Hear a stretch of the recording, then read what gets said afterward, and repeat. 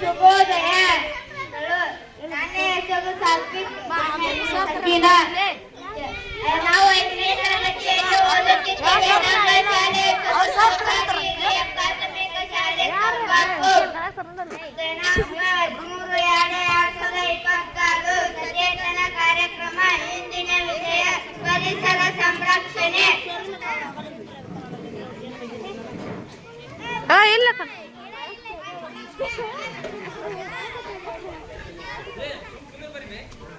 ನಿನ್ನೆ ಗಿಡ ಮರಗಳನ್ನ ಕಡಿಬಾರ್ದಿದ್ರಿಂದ ಪರಿಸರ ಹಾಳಾಗ್ತಿದೆ. ಯಾಕೆ ಕಡಿಬಾರ್ದು? ಪರಿಸರದಲ್ಲಿ ವಾಯು ಅನೇಕ ಮಲಿನಗೊಳ್ಳುವುದನ್ನು ಪರಿಸರ ಮಾಲಿನ್ಯ. ಪರಿಸರ ಮಾಲಿನ್ಯಗೊಂಡ್ರೆ ಏನಾಗ್ತೈತಿ? ಪ್ರಾಣಿ ಪಕ್ಷಿಗಳು ನಾಶ ಆಗ್ತವೆ. ಇದರಿಂದ ಮಳೆ ಸಕಾಲಕ್ಕ ಬರಂಗಿಲ್ಲ, ಬೆಳೆನ ಬರಂಗಿಲ್ಲ. ರೈತರಿಗೆ ತೊಂದರೆ ಆಗ್ತೈತಿ.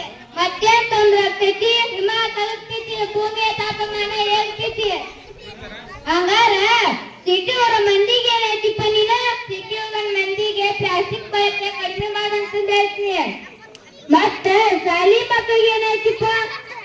ನಮ್ಮ ಮನೆ ಸುತ್ತಮುತ್ತ ಶಾಲೆಗಳಲ್ಲಿ ರಸ್ತೆ ಬದಿಗಳಲ್ಲಿ ಗಿಡ ಮರಗಳನ್ನ ನೆಟ್ಟು ಪೋಷಿಸಬೇಕು. ಗಿಡ ಮರಗಳನ್ನ ಕಡಿಬಾರ್ದು ಅಂತ ಹೇಳ್ತೀನಿ. ಮತ್ತೆ ರೈತರಿಗೆ ಏನೈತಿಪ್ಪ ನೀನು? ರೈತರು ರಾಸಾಯನಿಕ ಗೊಬ್ಬರಗಳನ್ನ ಅತಿಯಾಗಿ ಬಳಸಬಾರ್ದು ಅಂತ ಹೇಳ್ತೀನಿ. ಮತ್ತೆ ಉರುವಾಗ ಜನರಿಗೆ ಏನೈತಿ? ಸಾರ್ವಜನಿಕ ಸಾಧನಗಳಾದ ಬಸ್, ರೈಲು ಇವುಗಳಲ್ಲಿ ಪ್ರಯಾಣಿಸಂತ ಹೇಳ್ತೀನಿ. ಹೌದಾ? ಹಾಗಾದರೆ ಪರಿಸರ ಸಂರಕ್ಷಣೆ ಏನ್ ಮಾಡ್ಬೇಕು? ಕೈಗಾರಿಕೆಗಳ ತ್ಯಾಜ್ಯಗಳನ್ನ ಸಂಸ್ಕರಿಸಿ ನದಿಗೆ ಬಿಡ್ಬೇಕು. ನದಿಯಲ್ಲಿ ದನಕರ ಮೈ ತೊಳೆಯಬಾರದು. ನದಿಯಲ್ಲಿ ವಾಹನಗಳನ್ನು ತೊಳೆಯಬಾರದು. ಬಟ್ಟೆ ತೊಳೆಯಬಾರದು.